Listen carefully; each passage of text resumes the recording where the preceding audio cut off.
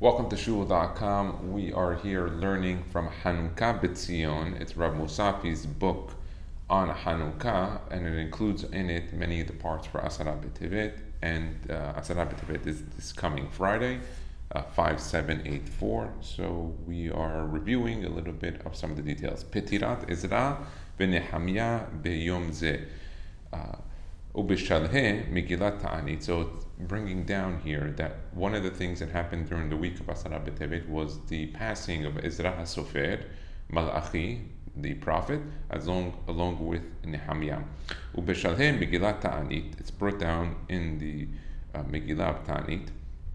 Tziyen et Yom Tet B'Tevet LeYom Ta'anit. It's brought down that the 9th of Tevet was a fast day. V'katav Lo Katvu Rabotenu Al Mahu. And quote unquote, it states we actually don't know. The rabbis didn't write why there was a fast on the 9th of Tevet. V'chein katam Maran b'Shulchan Aruch. Rabbi Yosef Karo wrote on Ora Hayim Tav Kuf Pei. V'hataz also in Siv Katan Aleph Tama shebasilichot da'asara b'Tevet mevuah shebiyom ze niftar et HaSofer. If you look at the silichot in the Tefillah, it actually states that HaSofer did die on the Asara B'Tevet. B'sham behagahat Rabbi Baruch Frankel tziyen שהכוונה לסליחה אזכרה מצוק הנקראת אצל האשכנזים בעשרה בטבת וייחסוה לרבי יוסף טוב עלם מבעלי התוספות ובה נאמר זעמתי בתשעה בו טרוף טורף בו הנותן אמרי שפר הוא עזרא הסופר וכן כתב בכל בו in סימן סמך ג' ובאורחות חיים עמוד רש י"ד שבט' בטבת נפטר עזרא הסופר. So he brings a few other sources from the Orchot Chaim, the Kol Bo, and from others that on the 9th of Tevet, not the 10th of Tevet, but the day before was the day that Ezra HaSofer passed away. אך בסליחות של הספרדים נאמר שיום פליטת עזרא הסופר הוא בעשרה בטבת. But if you look at the silichot that we're going to say on Friday, it states that Ezra HaSofer died on Friday, on Asara B'Tevet. Some say the 9th of Tevet. וכגון בסליחה שעה עליון בה נאמר ובו עשרה בטבת שמח מנאץ שמך על קריית מסוסיהן ובו נאסף ראש אסף הוא עזרא הכהן. That's talking Ezra HaSofer, who was the Kohen. וכך מפורש בספר יוחסין. It's also brought down in the book of the Yuhasin, of the lineage, דף ט עמוד ב' במהדורת תו קנ"ט, וכך כתב רבי גדליה בן חיון בספרו שלשלת קבלה עמוד כ"ג. ובכל בו וברכות החיים הוסיפו שבט' בטבת נפטר גם נחמיה בן חכליה. So in the book of Orchot Chaim, it brought down that someone else passed away, which was Nehemiah. ועיין עוד בסידור שערי שמיים להרב יעבץ, en שער יחוניה מוצדי, ואליה רבה, en אור החיים, ובבאר הגולה, en סימן תו ק"פ, וכן הרב שולחן גבוה, הביאו דברי הכל בו לעניין פליטת עזרא, והשמיטו פליטת נמחה באותו היום. So the other Sfarim that we just mentioned, the Ya'abetz, the Ya'Rabba, Be'er HaGolah, and the Shulchan Gavoa, all brought down Ezra HaSofer passing away on the 9th of Tevet, but not Ezra. So we're really what we see here is that besides that Asara B'Tevet was when the siege happened around Yerushalayim from Nebuchadnezzar, we also see that it was the week that Ezra HaSofer passed away and possibly Nehemiah. Chovat hatanit vechomerato, the requirement to fast on this day. Hakol hayavim leitanot bo midivrei hakabbalah umitakanat nevi'im. So from the Kabbalah and from the Takana of the prophets, everyone has to fast on this day. The day of Asara B'Tevet is a very important fast day. It's brought down in the actual Nevi'im as opposed to some of the other fast days. V'asur leyachid lifrotz gederan shel rishonim bazeh. And a person shouldn't go against the original, the first people. V'hamur tzom zeh mish'ar dal tzomot. It's more stricter than the other 4 of fasts. If it happens and falls out on a Friday like it does this year, you fast on that day. Where normally we will make a fast earlier or later. We don't adjust the date when it falls out on that day. Why? One of the reasons we brought down is that it's in the Nevi'im, in Yechezkel, that it says Be'etzem Hayom Hazeh when it comes to Asara B'Tevet, and he prophesied it while he was in Bavel. One of the reasons why he had that prophecy was to reassure Bnei Israel that God didn't leave them, even though they were exiled from Jerusalem and from the temple. God was still with them. Prophecy was still amongst them, but seemingly they saw the destruction. Okay, let's take a look here. Here, Talmud in Rosh Hashanah, Daf Yud Chet Amud Bet Ita, Amar Rav Hana Bar Bizna, Amar Rav Shimon Hasida. My dichti, what does it mean when it says in Zechariah Het dash Yutet? Ko Amar Hashem Sebaot, Soma Revi'i, B'Soma Chameshi, B'Soma Hashivi, B'Soma Asiri. Whenever it says Som and then a number, Revi'i, Chameshi, Shivi'in, Asiri, what does that mean? It means the month from the sun that we're counting. So that's the easy way. Soma Revi'i. So you have Nisan, Iyar, Sivan, Tammuz. That would be Tammuz. Hamishi would be Tish'a B'Av. And then you have Shivi'i would be Tishri. That was Som Gedaliah Ben Ahikam. And Asiri would be Asara B'Tevet. And then the last one would be Ta'anit Esther, which is in Adar, in the last month of the year.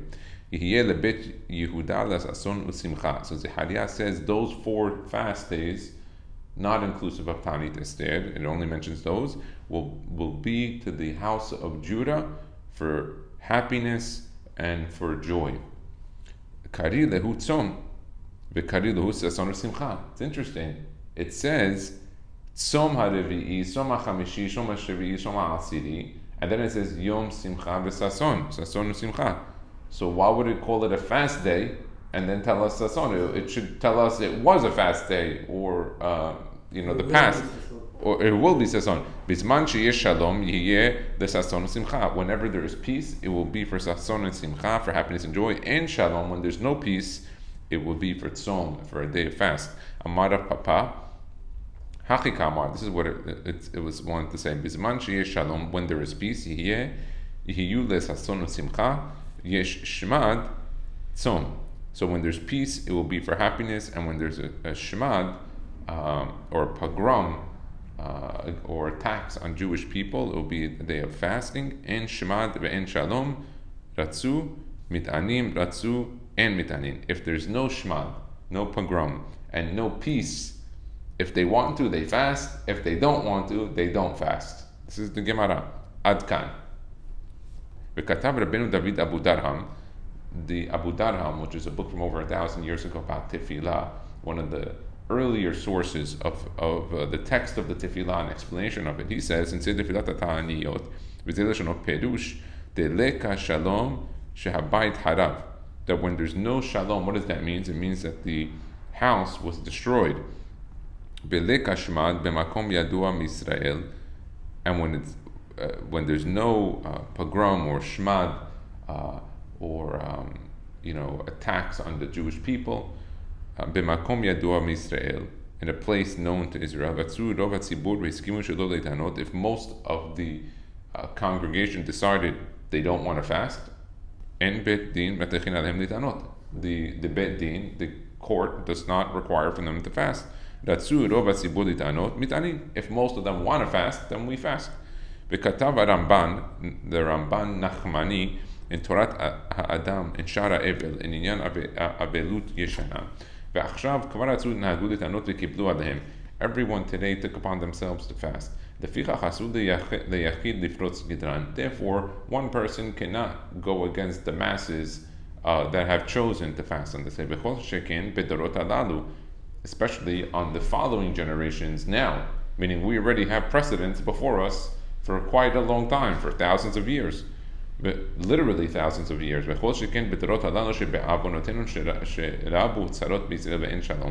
Especially in this generation, where there's many problems amongst the Jews and Jewish people, and there really is no peace, as we saw on October 7th in Israel, where seemingly, even with a military and with military intelligence, there was a very seemingly large attack that had never happened since the Holocaust.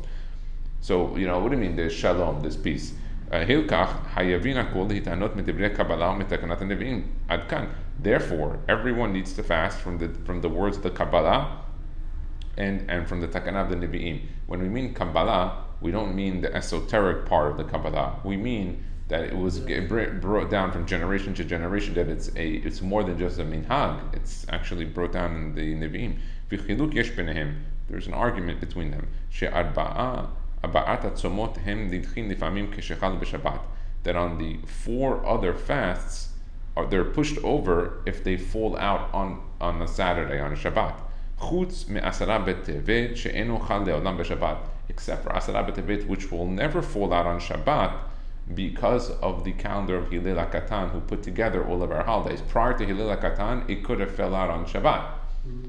But today the calendar is set up from now until the year 6000, that it's all the holidays will fall out appropriately in both Galut and in Israel. And there's certain conditions. That's why you can sometimes see in the Gemara and some of the older Sfarim, prior to Hillel HaKatan making these takanot, holidays and dates fell out on completely different days than what you'll see in the Shulchan Aruch. Like it says, Lo Adu Rosh, Lo Badu Pesach, which means Lo Adu Rosh, that Rosh Hashanah will not fall out on a 1, a 4, or a 6 day of the week. Lo Badu Pesach, what does that mean? Badu would be 2, 4, and 6, that those are the days of the week that the holiday can start. But that is only with the current calendar, not with the original way that they would see the moon and determine the months.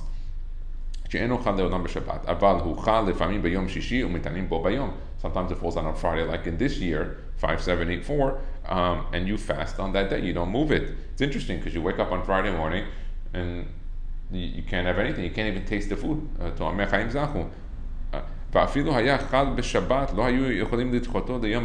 if it fell out on Saturday, if for whatever reason something happened and the calendar fell out that day, you would have to fast on Shabbat itself, just like on Yom Kippur. It'd be interesting, because if that were the case, you would not fast on Friday night like on Yom Kippur, where you fast from the night before. You'd actually fast from Shabbat morning until Motzei Shabbat. It's interesting. Because it says in Yehezkel 24-2, Be'etzem hayom hazeh, in the etzim, the bone or the original part of this day, the essence of the day. Kemo b'Yom Kippurim, just like on Yom Kippur, which is from the Torah. And the other fasts will never fall out on a Friday ever. The other 4 fasts, including Tisha B'Av, which was the destruction of the temple. V'chen katav Maran HaBet Yosef. Rabbi Yosef Kara wrote in the Bet Yosef, which is the commentary on the Tud, Behilchot Ta'anit and Orach Hayim Siman Tav Kuf Nun. Harav David Abu Darham Katav Behilchot Ta'anit. The Abu Darham wrote in the laws of fasting, She'asra B'Tevet Hu Mishuna Mish'ar Ta'aniyot. It is different than the other fasting. She'im Haya Chal B'Shabbat Lo Yu Cholim Lechoto L'Yom Acher. If you fell on Shabbat, you can't move it. B'Nish Nehemiah, like it says, Be'etzam Yom Hazeh, Yehezkel 24, Kemo B'Yom Kippurim. V'lo Yadati Minayin Lo Zeh. And I don't know from where this came from, where this is from. V'katav od Asara B'Tevet Chal Lifamim B'Shishi Umetanim Bo Bayom. And it falls out on Friday, and we fast on it. B'Shat Samot La'olam En Chalim B'Shishi Ad Kan Lashano. And it doesn't fall out on that day. So that's what he brings down on that. The beginning is the essence and the important part of what will continue. And it says that it did not fall out on Shabbat. That's because of its stringency. She'al ken Rabbi Hillel beno shel Rabbi Yehuda Nesi'ah asher tiken et luach hashana ha'ivri. So this is Hillel HaKatan, who was the son of Rabbi Yehuda Nesi'ah, not Rabbi Yehuda HaNasi. His grandson was called, there's Rabbi Yehuda HaNasi and there's Rabbi Yehuda Nesi'ah. They changed it. He was the grandson, and the son of the grandson, so the great grandson of Rabbi Yehuda HaNasi was Hillel HaKatan. He set up the whole Luach HaShana HaIvri. Kemo shekatav HaRashba בתשובה חלק ד' סימן רש נ' ד' ועוד, דאג לכל לכך שלא יחול לעולם אלא בימות החול. He made sure which was an ingenious way to set up a calendar, which is very difficult to set up calendars, very hard. Needs tremendous amount of mathematic prowess and understanding. Because it says those three words,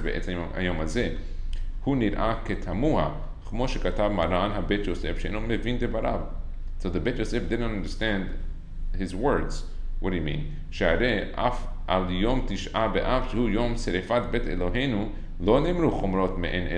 Even on the day of Tisha B'Av, we don't have this Chumrah. Suddenly on Asara B'Tevet, you give me the Chumrah. Why? Why is Asara B'Tevet on a higher level than even the destruction of the actual temple? And by the way, it's both temples. Tisha B'Av was the destruction of Beit Rishon and Beit Sheni, while Asara B'Tevet was only pertinent to the first Beit HaMikdash, not the second at all. There is no fast for the Asara B'Tevet of the second temple, whatever that date was when the Romans came. This was only talking about the Babylonians, Nebuchadnezzar. Why is this day more stringent? We have to explain that we saw in amongst many of the rabbis and the commentary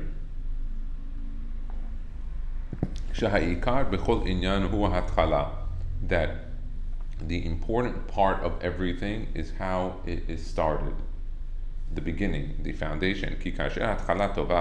When the beginning is good, so are the remaining things.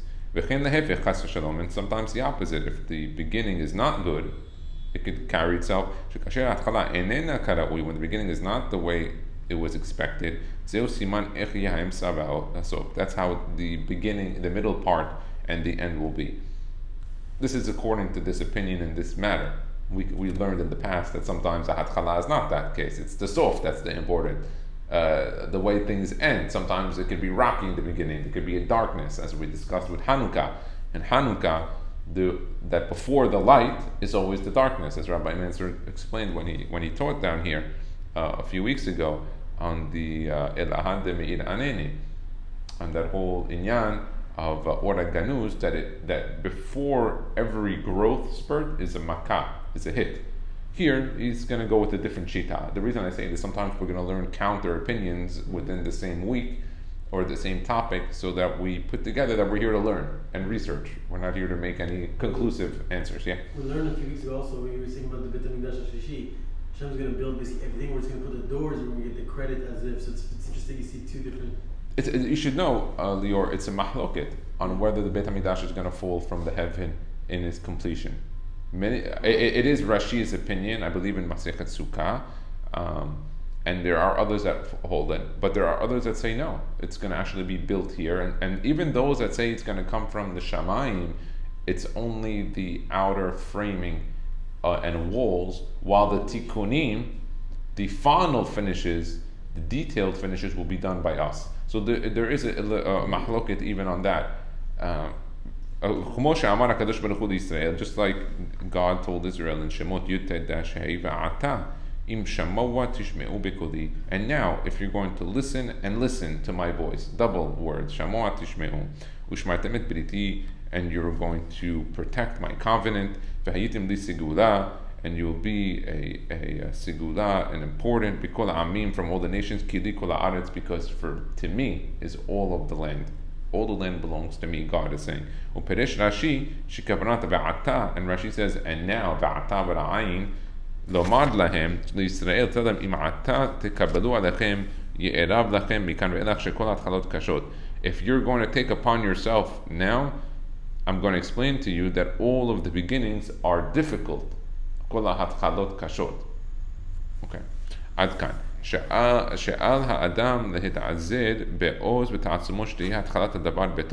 a person has to put a lot of strength and effort that the beginnings are good, and therefore he will be promised that the rest will go well.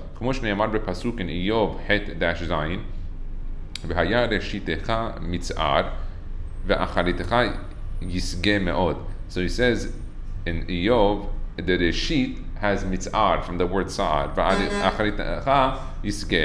Okay. Me'od. And at the end it will be good. ועל כן קבעו לעשות כמה וכמה סימנים ביום ראש השנה שיהיו סימן טוב לכל ימות השנה. That's why on Rosh Hashanah, at the beginning of the year, we do all these simanim that seemingly they look trivial. Go eat this food or eat that food or do this siman. You think, what's the big deal on Rosh Hashanah? And Rosh Hashanah, by the way, I learned in the past that take upon all unique types of simanim. Like we've done in the past simanim like adding the word banana. Not the word, the fruit banana, we added into the Rosh Hashanah simanim. Why? From the word banana, from the word binyan, in order to build. Or I've added in the past even carrots, because how do you say carrot in Hebrew? Gezer. And so what we say that God should be megazer gezerot tovot. And so we've done in the past different types of simanim in order to have a good year. And this all starts from Rosh Hashanah. כגון אכילת דברים מתוקים, eating sweet foods, ועוד סימנים רבים, and other סימנים. בכל זאת, מורה על כך שההתחלה היא הסימן לכל אשר יהיה בהמשך. The beginning is the siman of everything that will go and follow its way through. So always put focus and effort and energies to have a good beginning. כשכאשר ההתחלה טובה, that when the beginning is good, גם האמצע והסוף יהיו טובים, also the middle and the end will also be good. So here, I think the point being made is that the hatchalot could be kashot, they could be hard, but they could be good. גם במצוות מחיית עמלק, even in the commandment in order to erase and eliminate Amalek and his descendants, מצאנו עניין זה, we found that this topic, שהרי רבים הגויים אשר באו להילחם עם בני ישראל, ובכל זאת ציוותה התורה בייחוד על מחיית עמלק, that there were many nations that came upon Am Yisrael in order to destroy them, but only when it came to Amalek did it say there is an actual mitzvah of mechiyat Amalek. ועל זכירת מעשהו על ידי קריאתו בכל שנה ושנה, and also that the remembrance of having to read about his destruction. Meaning, there were many nations that came upon Am Yisrael. Why with this one nation is there a mitzvah of mechiyat Amalek for him and his children and all his descendants, and also that we even read it every year? The reason for it, because Amalek was from the beginning, the one in Bnei Israel, that they had no shame in coming to fight Am Yisrael, the first ones. V'amru Rabbotenu Zal in Tanchuma ki titzeh Yud Gimel mashal lema davar domeh. What is it comparison to? La'ambati rotachat shelo haya beriya yechola lired betocha. Like a bathtub filled with scalding hot water that no living creature can go inside. Ba ben Belial echad, came a wild kid, kafatz ve'yarad letocha, and he jumped right in, af al pi shenichva, even though he gets burnt, hekira lifnei acherim, he made it cold in the mind of others that, hey, if this guy could do it, he got burnt, but he did it, okay, so others can do it too.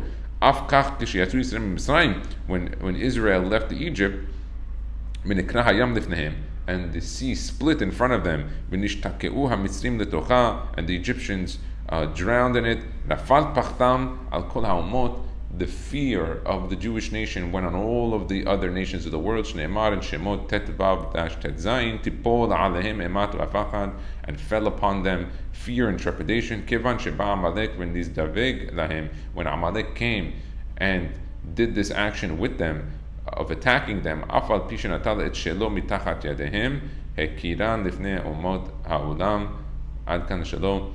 And then even though he seemingly lost the battle, Amalek, what he had done is he made the ability, at least mentally, to attack Am Yisrael possible to others. And we see also in the life of weddings and of marriages that when the hatchala, the beginning is good, also later on it ends up being good. And it could be sometimes the opposite, where in the beginning it's a rough start, and sometimes it could be a rough middle and rough end. And giving birth to boys. When the first son goes in the right way of purity and of goodness, the remaining boys follow in the path of the first boys and children, also girls. If the first son is not successful and good, the remaining boys have a much harder time in order to follow the path when they don't see the older sibling following it. We have also to learn from the way the tefillot and the korbanot of the beginning of the months are. That it will be a good siman and sign for the remaining days of the month. And therefore, on every single Saturday night after Shabbat, we add special prayers and mizmorim during the Arvit and after the Havdalah. And it's a good custom to bring good luck and mazal to start the week off with tefillot and with a good spirit and good energy.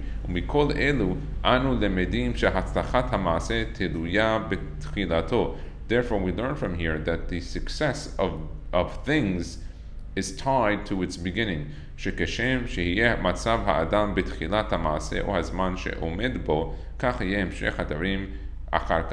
Therefore, we see that the beginning of the action has an important standing. That's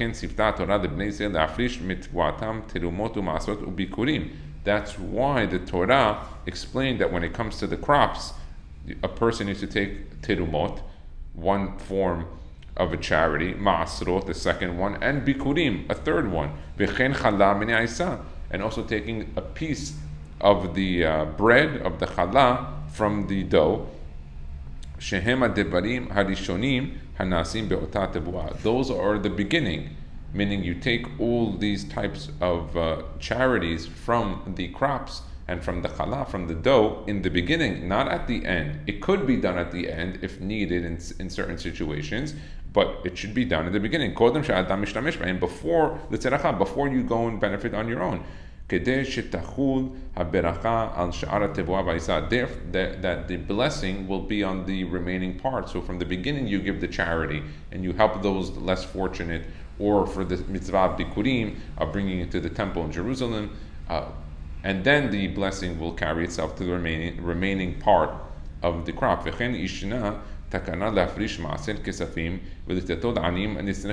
And therefore there's even a takana of doing ma'asir, a tithing of money, of giving 10% as a minimum and 20% as a maximum for poor people and those that need it.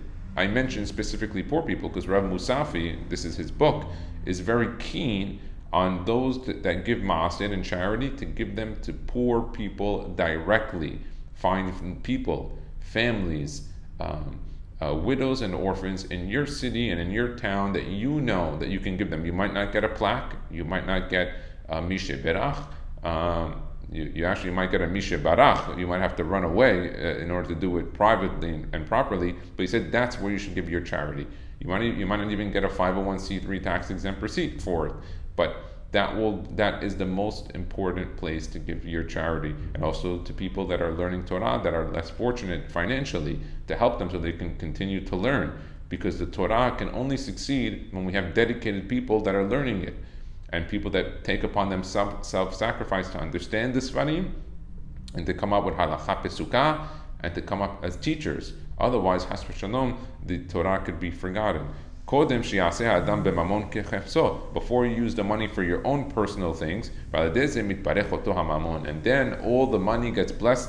And they say if a person puts aside 10% of the money that he has in order to do his project, and he gives 10% right away to tzedakah, or separates it in a different account, or designates it from the beginning, and he puts forth a list, this is where I'm going to put the money, and he starts to and he sets that up, it will guarantee a blessing for the remaining part of the money, because he had a beginning siman of beracha, because in the beginning it went for something of goodness, and then a blessing will be on the remaining part of all the money, that it will be for good things on it.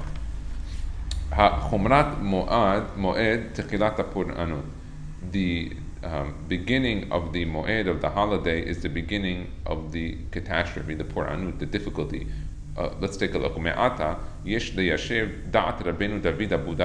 Let's try to explain what the Abu Darham explained. It said,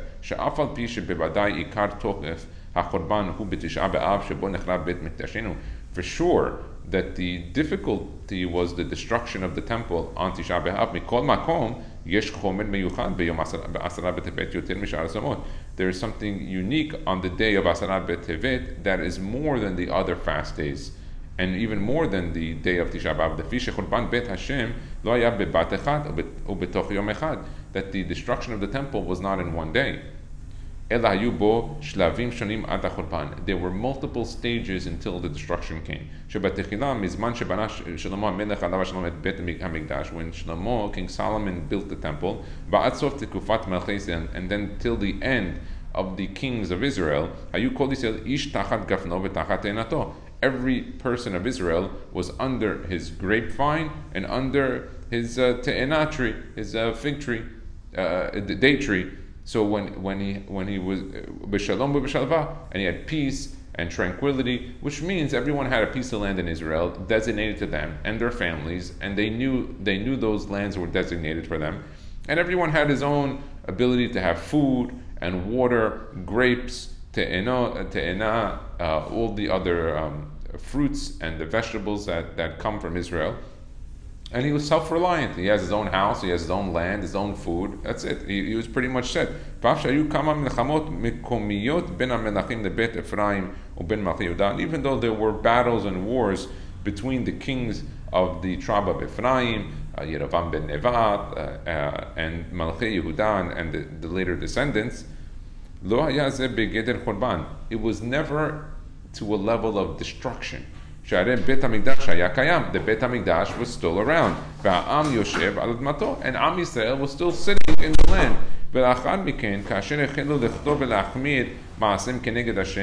And when they started to make sins against Israel,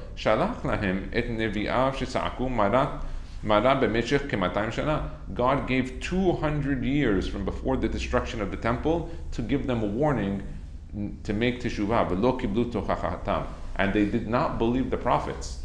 They said, what do you mean, God's going to destroy his own house? We created God a home, a temple. He's going to go. They didn't believe him. It's kind of like the destruction, lehavdil ben latamel tahor, of some of the exiles that we were in. People said, Berlin is the new Jerusalem. Paris is the new Zion. They said, when they saw their lives were so good, and the economy was good, and society was good, and they were being respected, they said, God's never going to take this away. This is perfect. And the Bnei Yisrael said that with the Beit HaMikdash, and they were dead wrong. The prophets were telling them, God's not going to allow you to do this for a long term. And as a side note, they killed the prophets too. They killed Yehezkel, they killed Yeshaya, they killed Zechariah. Yeah, many of the prophets didn't. Their lives did not end with fanfare. Most of them were murdered in cold blood. Most of their stories are sad. At the end,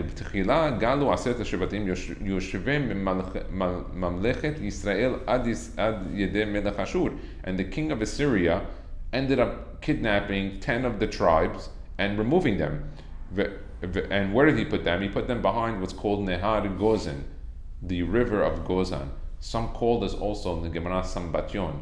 That was the famous river that was not a river of water, but rather of rocks. And the 6 days of the week, the rocks would bubble up and move around, and on Shabbat it would stop. So during the week, it was not possible, or it was very difficult to pass over the river of rocks and of sand moving, and then on Shabbat it would stop, but there were Shomrei Shabbat, so they would not cross the river on Shabbat.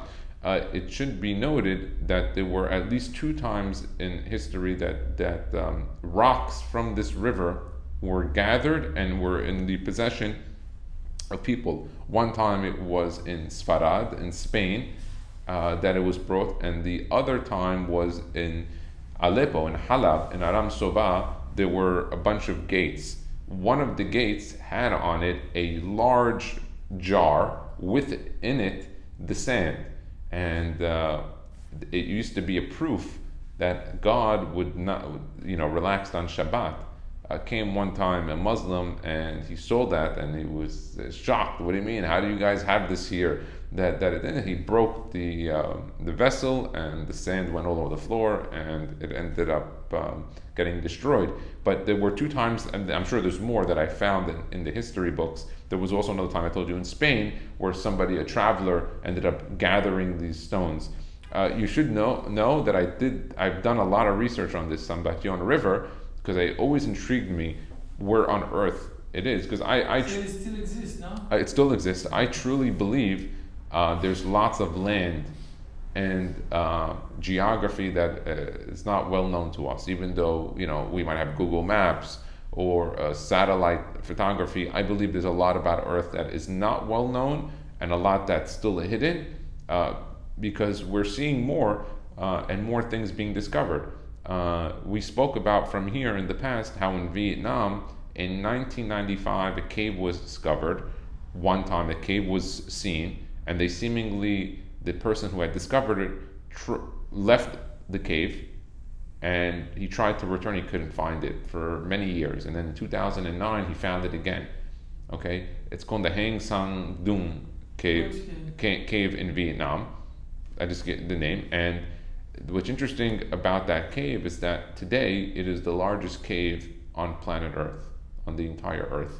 They've went in now. You can even do a trip to go see this cave in Vietnam. It's the largest in the world, and I've seen videos and photos of it. It looks like you're going into Jurassic Park. Literally, like a dinosaur was going to come out. You have to see this. Now, why was this so shocking? Is that if this is discovered only in 2009 or 2000, that's 20 years, not even 20 years. That means there's still things on Earth that we have not yet seen. For sure. And it's important because maybe we don't know where this river is, but this river is most probably still around on Earth. That even when the 10 tribes were taken to this Sambatyon River, the Nehemiah goes in, the Bet HaMikdash was still around, and so was the Malchut of Yehuda, the original kingdom. After 130 years, again Nebuchadnezzar im chaylotav, he came Nebuchadnezzar with his soldiers, and he made a siege on the city of Jerusalem. And the rabbis said, for 2.5 years he sieged the wall in order to prevent things from going in and out. And only afterwards, in the 3rd year, on the 17th Tammuz, Nivke'a Chomat Yerushalayim, the wall was Nivke'a. What's Nivke'a? Nivke'a is almost, it was sinking. Like Vayibakeu Hamayim, it split. The wall in and of itself, it said Nebuchadnezzar would measure the height of the wall, and he said to his soldiers and to his generals, the wall is coming down. It was every day he noticed by himself. He wasn't even having to do it. It was by itself he noticed that it was getting easier and easier to go over the wall. And over 3 weeks, from Shiva Asar B'Tammuz until Tisha B'Av, B'Yom Tisha B'Av, Nisraf Echad Bet Eloheinu, they finally got in on Shiva Asar B'Tammuz. And after getting in, when the wall was started to get lower, within 3 weeks they made it to the temple. There was fighting, and he finally made it in, and he burnt the temple. And the same siege, and when did that all start? That destruction, that was in the beginning. That was Asara B'Tevet. This coming fasting on Friday, Nimsa Shirishit HaPuranut that the beginning of all the catastrophe started from there. Be'oto ta'arich, on that day, umitocho higiu sh'ar shelavei HaChurban, and all the other parts of the Churban, and mind you, all the rest of the fasts are all tied to Asara B'Tevet. Why is that so? Because first came Asara B'Tevet, then came Shiva Asar B'Tammuz, then came Tisha B'Av, and then later on, after the destruction of the temple, they allowed Gedaliah ben Ahikam to be the governor and to stay, and then he was killed by Yishmael, by a Jewish person called Yishmael, on the 3rd of Tishri, And then during the 70-year exile, we had the story of Ta'anit Esther, which is the 5th fast. So all of the fasts that we have all start themselves, with the exception obviously of Yom Kippur, which is from the Torah. The other fasts that we have all come from themselves from this day of Asara B'Tevet. All the Shlafei HaChurban, all the levels of the destruction. Lefi darkenu lamadnu mi'achar she'acharit kol davar ne'utza berishito. Al ken amar HaKadosh Baruch Hu leYehezkel, God told Ezekiel, she'yizkor et etzem hayom shel Asara B'Tevet, that he should remember the etzem, the essence of the day of Asara B'Tevet. Shehu hayom techilat hapuranut, is the beginning of all the catastrophe and the difficulty that came on this Friday, yes. Behu hayom ha'ikari bechovat ha'ta'anit v'atzom al-churban, and it is a very important fast day, more than the other fast days. V'chatav Rabbeinu Chaim Palachi from Turkey, besifro mo'ed lekol chayin siman kaftet dash aleph, v'zeh l'shanot ta'anit asara b'tevet me'et Hashem hayta zot letovat Israel, that this fast day was from God. It was a good thing to Israel. Dehu zman yeridat hashemesh v'tichilat aliyato, that it is the zman of the sun going down and the beginning of it going up. What does that mean? V'hatanit megina al Yisrael shelo te'una lahem kol tzara, and the fast is a protection to them that no difficulty or bad things should happen. Umehavat Hashem et amo asaken, and because He loved Am Yisrael, He gave them this fast day to be as a tikkun, to fast and make repentance, give tzedakah, have ahavat Yisrael, because the destruction came from sinat Yisrael and sinat hinam, and so the fast day, God is always makdim refu'ah lamakah, that God always gives the refu'ah before the makah. And so this was it. Don't make this fast day of Asara B'Tevet one that is small in your eyes. And even though the day is short and the time of the year is a cold time, even here in Miami this week, it's a cold week, more than ever. And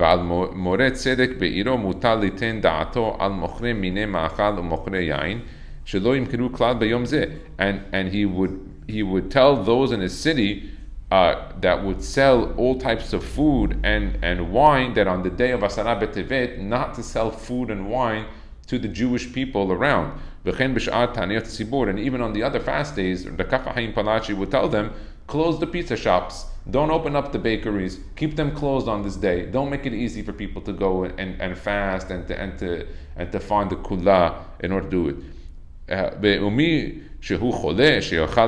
And someone who's sick should eat bitzin'ah, in a humble way where nobody sees it.